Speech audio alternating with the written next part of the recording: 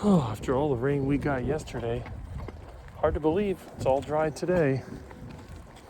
It's supposed to rain, but I'm gonna take my chances. I got things to do. I can't sit around waiting all day. Anyway, I need to get something from Harbor Freight. But before I do that, I'm gonna take a little detour. This morning, there was helicopters flying around.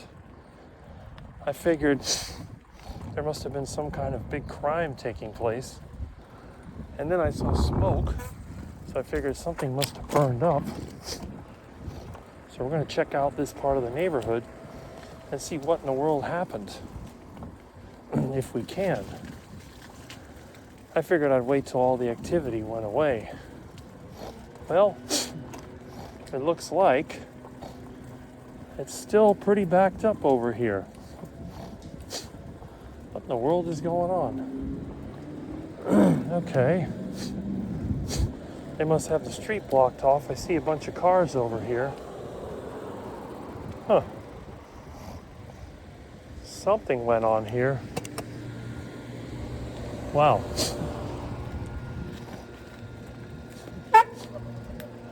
Okay. What else is going on in this neighborhood? Well, we got police, we got people with cameras. Look at this. Huh. Unbelievable. Well, evidently something happened in that house by the canal.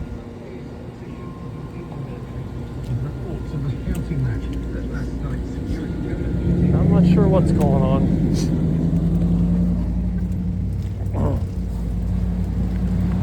We got cameras. Yeah, they must have had the whole neighborhood closed down. That's crazy. Well, at least they didn't close the main road down. Anyway. Well, let's see. Evidently this street is still open.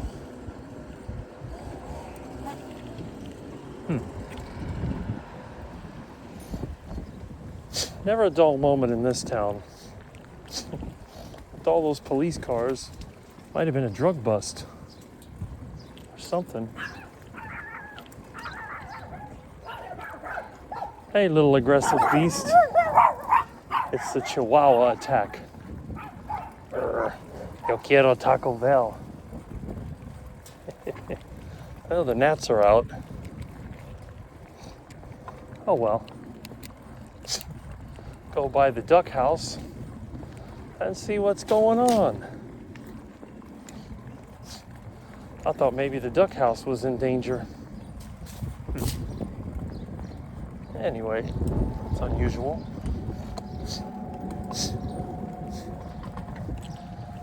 Gnats are terrible. Whew. Well, we'll see. Go this way.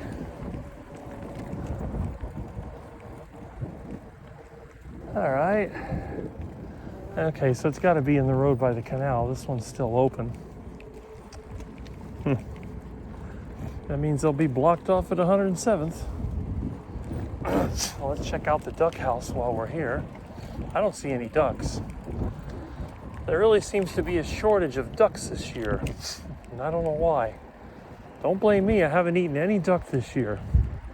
This is the former duck house. There's a couple of ducks, but not many. Only one family of ducks.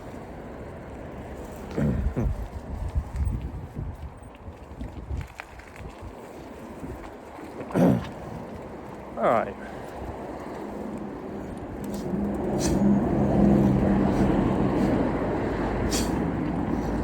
Yeah, I'll be kind of glad when I move away from here and don't have to see all this traffic all the time.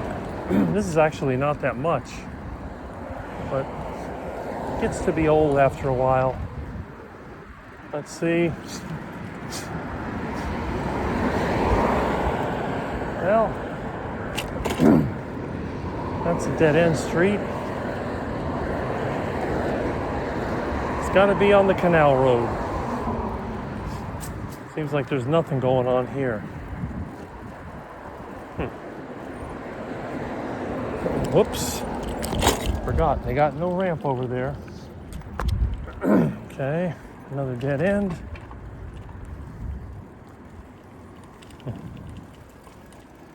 I hear police cars in the area. Huh, surprisingly quiet traffic-wise. All these streets are dead end up to the canal. Thought maybe I could catch it from the back, but I don't see it. Well, I guess on the good side, they got the new power poles put in. Haven't taken out the old ones yet. And they patched up the sidewalk. I guess it's the least they can do for wanting to raise our electric rates again. Yep, another reason I would love to be out of here. Well, they didn't bother to fix this part of the sidewalk. Oh well. Everything's a rig around here. So, let's see. Got another pole here, and they stuck it in somebody's yard. I'm sure they're real happy about that. Went from being in the road to in the yard. Ugh. All right.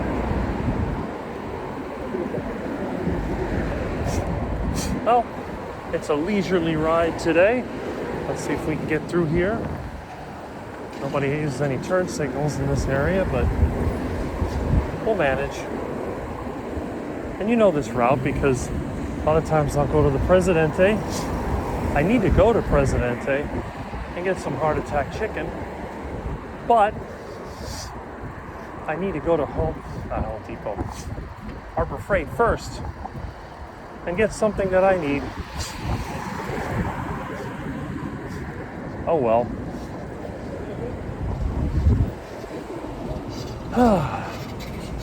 Tell you what, I'll go this way and hopefully it won't be too dangerous. We'll see. All right.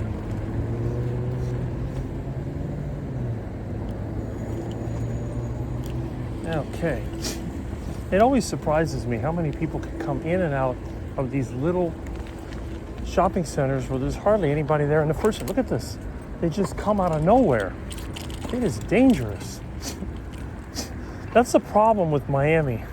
People basically go nowhere. They're always back and forth and back and forth and back and forth, in and out, here and there. And they go absolutely nowhere. This is why we have so much traffic here. Look at that, they're going to the drive-thru. Who in the world would want to go to a place called Panda Express Chinese Kitchen? Chinese Kitchen, that's what we used to call the dog and cat. You go to the Chinese restaurant and you get the meow wow platter. Hate to say it, made fun of it a lot. It's just kind of what we do around here. All right, we'll hit the shopping center. I do think that having a camera on really helps because it lets people know that I'm watching them, even if nobody will probably care if I get run over. Well, what can you do? Okay. Now, with all the wonders of living in Miami, pretty much true of every city. Now, my subject for today is hoarding. Now, what is hoarding? I've been accused of being a hoarder more than once. I keep a lot of stuff. But the thing is, most of the stuff that I keep actually benefits me in the long run. And I'll tell you why. Well, you know I'm changing the engine of my truck, and the engine I got was missing a flywheel. Okay? And one of the biggest issues you have to deal with is finding a part when you need it. And that's just not not easy.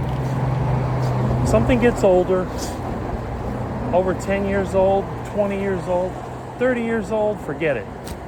You can't find it. Junkyard, forget that too. Most of the junkyards here have been converted into apartment buildings. It's really disappointing because down here, everything now is in apartment default mode. So you have a piece of property, you don't know what to do with it, just turn it into an apartment complex. That's it. There's this idea that there's an unlimited amount of people that are willing to rent for any price. So you can just build as many apartments as you want and fill up the place. Now, this is one of the few empty lots, and that's actually because there's a school there.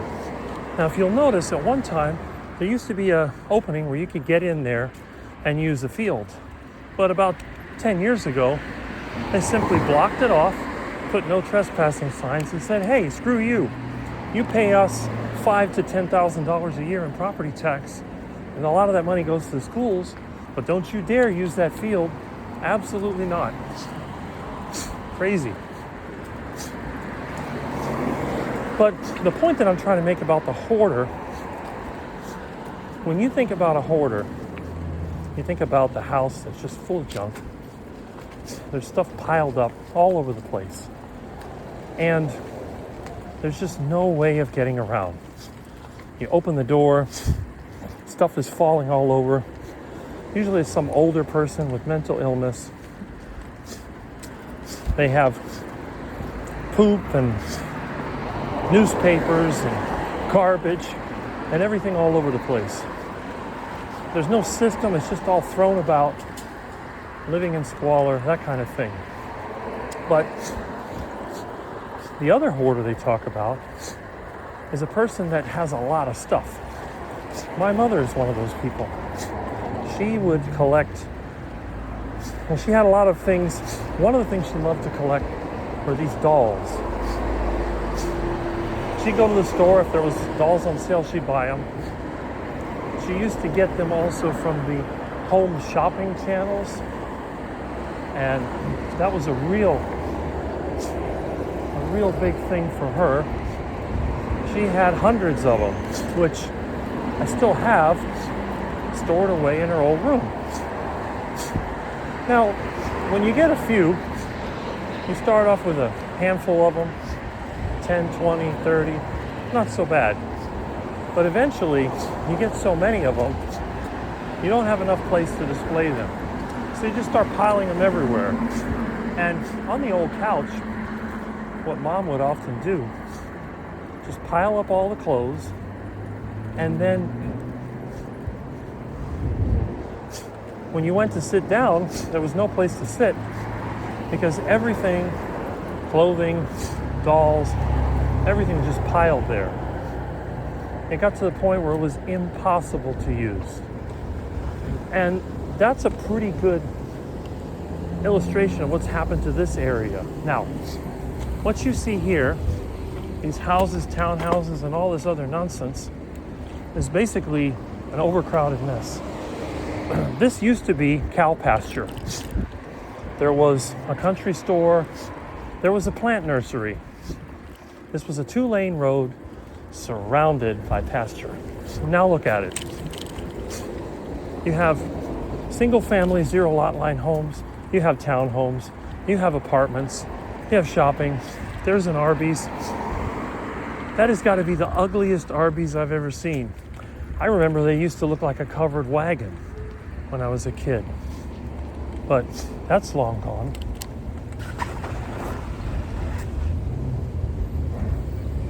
This shopping center is another example.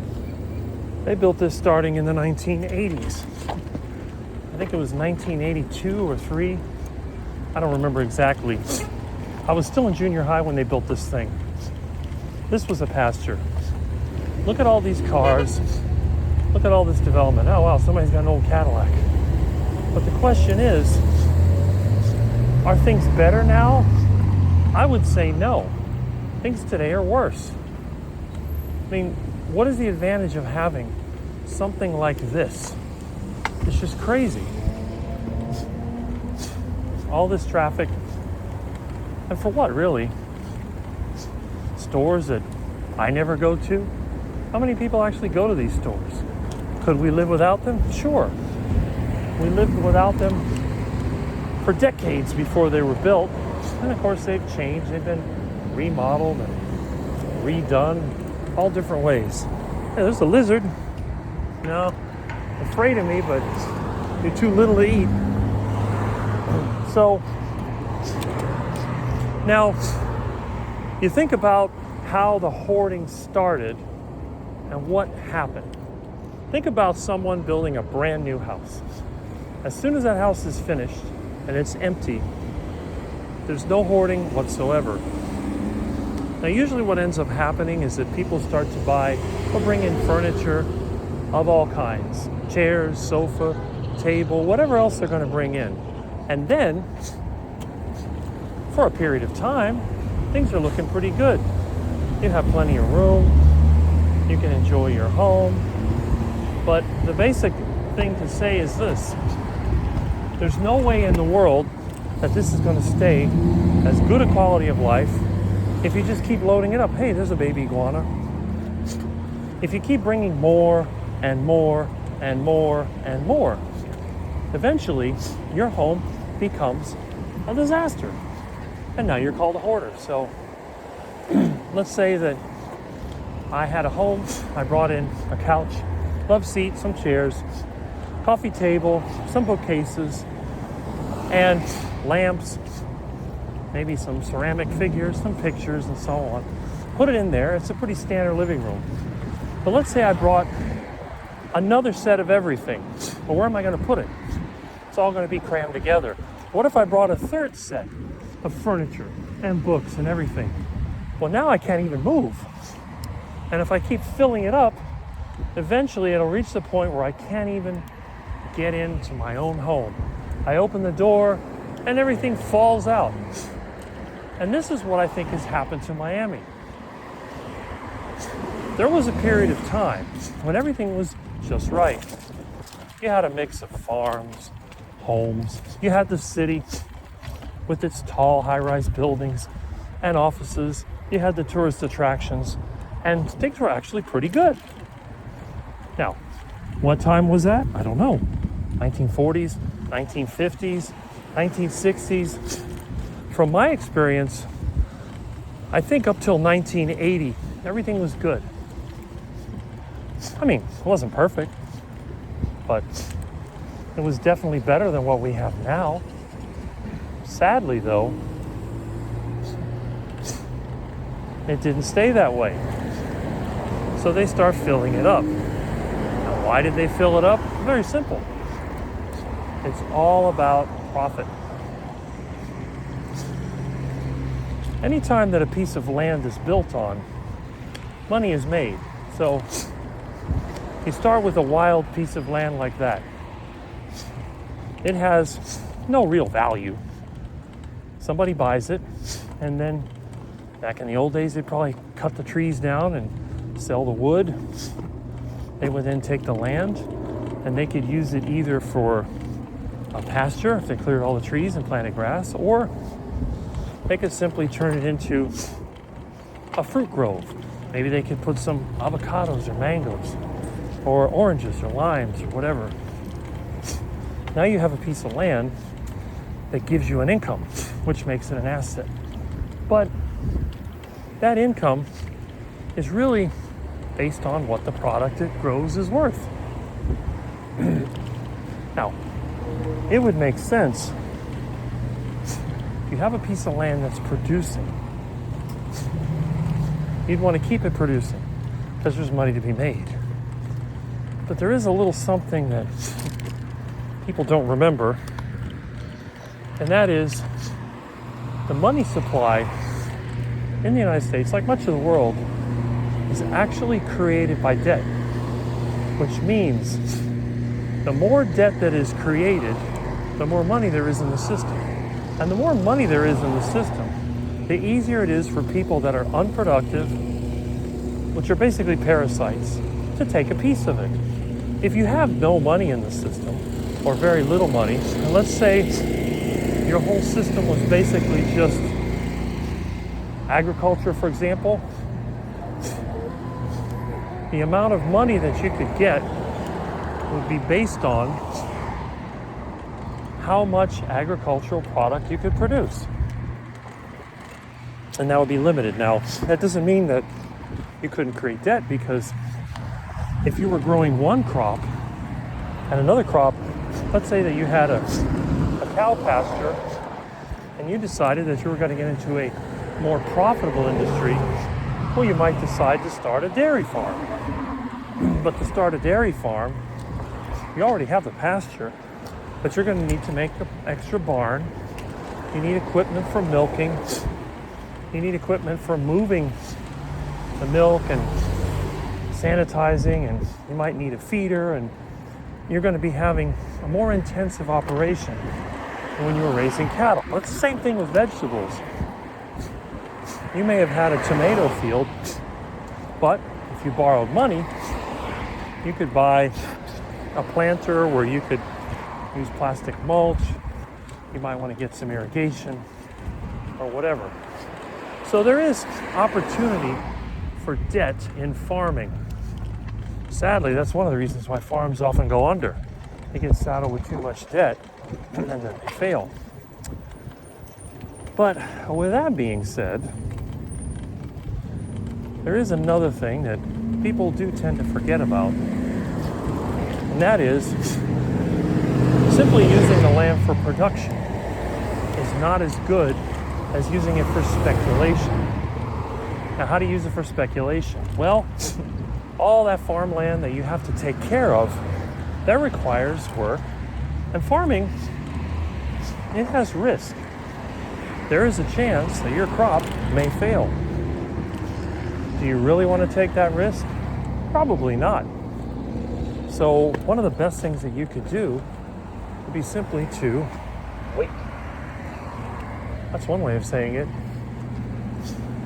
Just try to convince people that using the land for something that requires no input of your own may be a better way to go.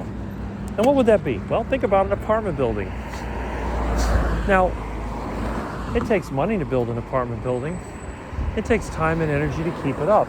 But the thing is that you could charge people rent because they need to have some place to live. Now, there is a problem, of course. The amount of money you can charge for rent, in theory, is determined by the economy of the local area.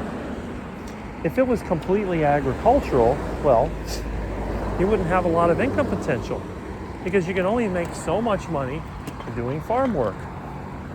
On the other hand,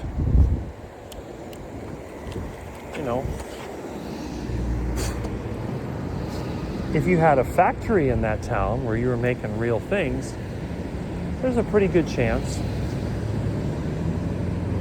Let's see if we can do this now. But you could charge people more money because they get a better salary. And that's actually pretty simple. And this is one of the reasons why you would see so many of these people in like New York City and Chicago and all these big manufacturing places with these rundown tenements where people would pay and they live like basically worse than dogs. And these slumlords made a lot of money because they had a very large market that they could exploit. Now, that being said, it still takes money to do that.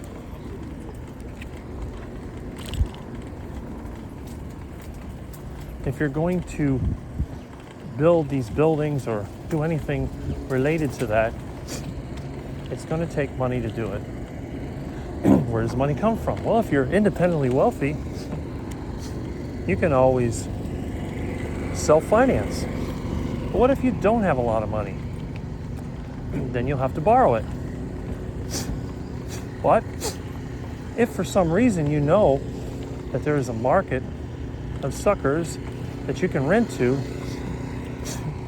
it's going to be easy to borrow the money because you say, hey, I need, back then what, $50,000, I could put myself up a crappy apartment building, or just enough money to convert some old house or office into an apartment building and rent these rooms.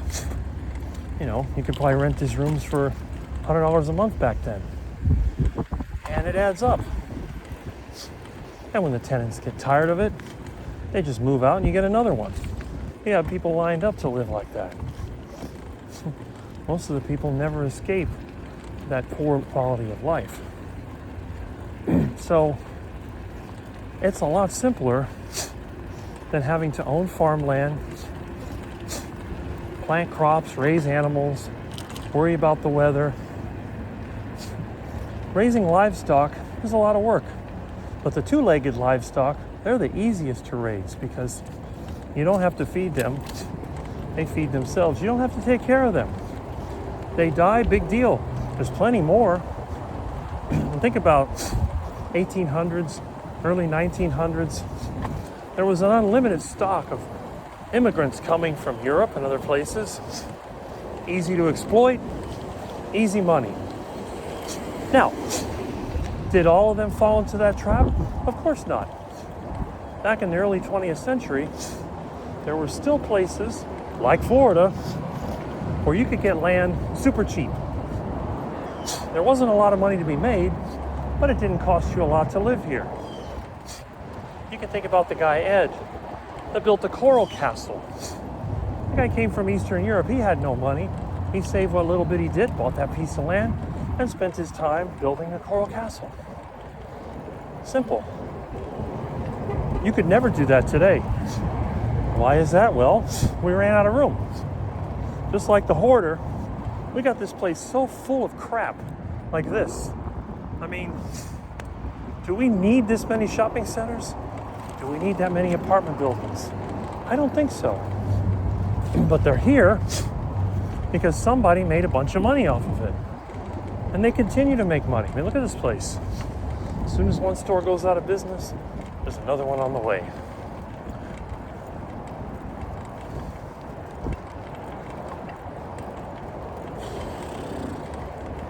I'll tell you. Anyway, guess the restaurant went out of business. And these places come and go like you wouldn't believe. I wonder if they finished building. Oh, they got the sprinklers on. At least they're taking care of the place somewhat.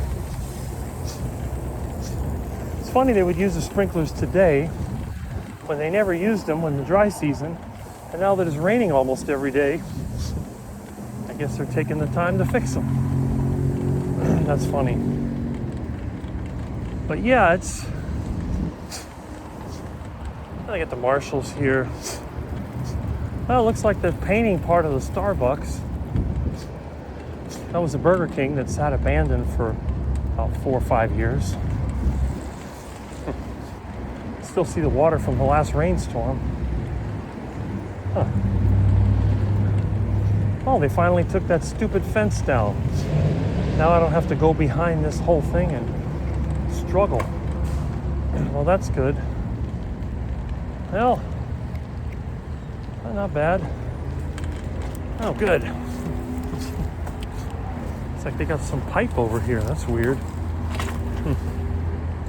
Oh, well. Anyway, let's get through here. We'll take the old shortcut. I go this way so I don't have to go through the entrance and almost get run over.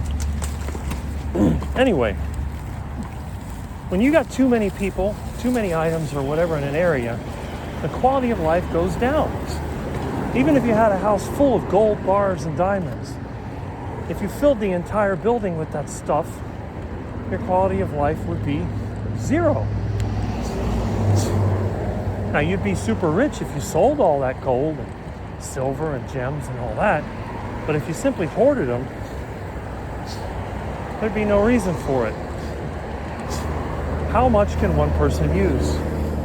One of the reasons why my house is so packed with stuff is because I want to move, and I realize that when I do move, if I don't have what I need, I'm most likely not going to be able to find it. Imagine, I'm going through all this struggle to find a flywheel and adapter plate for my truck. That's 2 pieces of metal. Can you imagine if I wanted to find all the other things that I use? It would be impossible. It really would. But thank goodness, I kind of know what I need, and that really helps.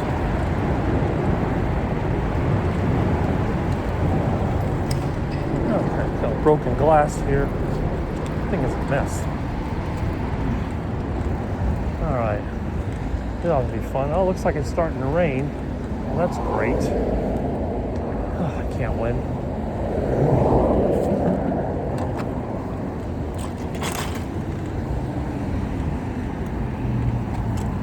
Okay. Well, it's a small amount of rain. Probably no worse than the humidity I have to endure to live in this place. Anyway. So, stupid gnats. So with all of this hoarding and constant building, I mean, look at this place. Once your home or city or whatever has become hoarded, what is the only thing you can do? Well, you can kind of manage things a little bit by doing organization. You'll see people organize their closet, put some shelves. You know, that's pretty much what they'll do. And that kind of helps for a little bit. But if you keep filling up that space, I don't care how organized you are, you're eventually going to completely destroy it. And this is Miami. Every time you look around, what do you see? More and more and more. More buildings, more cars, more people. How many do we need, and what is the limit? Well, obviously, I volunteer to leave, but when I leave, 10 more will come. Why? I don't know. Now, there has been sort of a backlash against this constant hoarding. They've actually slowed down the migration of people to this country, and that's a start. But the problem is the Federal Reserve's easy money just doesn't stop flowing.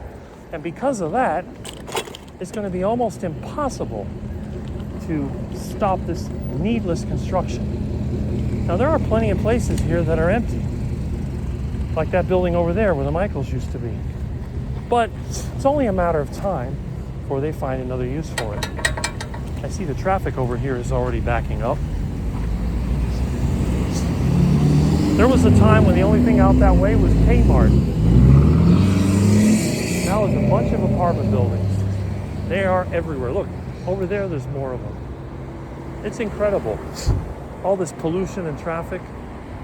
Hard to believe that when I was a kid, this was a 4-lane road surrounded by farms, pastures, and it was quiet out here.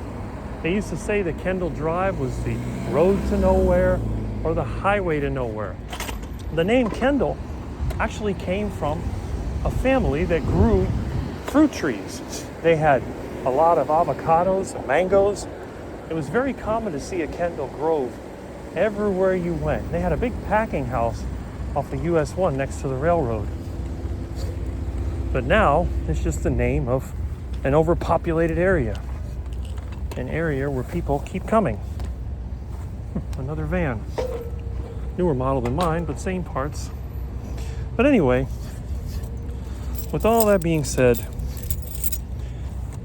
I still think that we have reached a saturation point. Miami is like a hoarder house now, and the only way this place can be helped is by cleaning it out. Just like when the hoarder dies and you buy the house and you want to try to get it where it's usable again, you bring the dumpster, you start throwing stuff out. There may be a few good things in there, but with all the stuff piled up as long as it has been, most of it has probably gone bad. There's no way that we can put people in the dumpster. That wouldn't be a good idea. But at the very least, maybe we could distribute them somewhere else. Get them to leave. And again, I'll be leaving, so I'll set the example. But please, don't do like you always do. Don't follow me where I'm going. I've already had you most of my life. I just want to go somewhere I'm not going to deal with this all the time. Yeah, I could deal with the hot weather, but I can't deal with the overcrowding and the hoarding.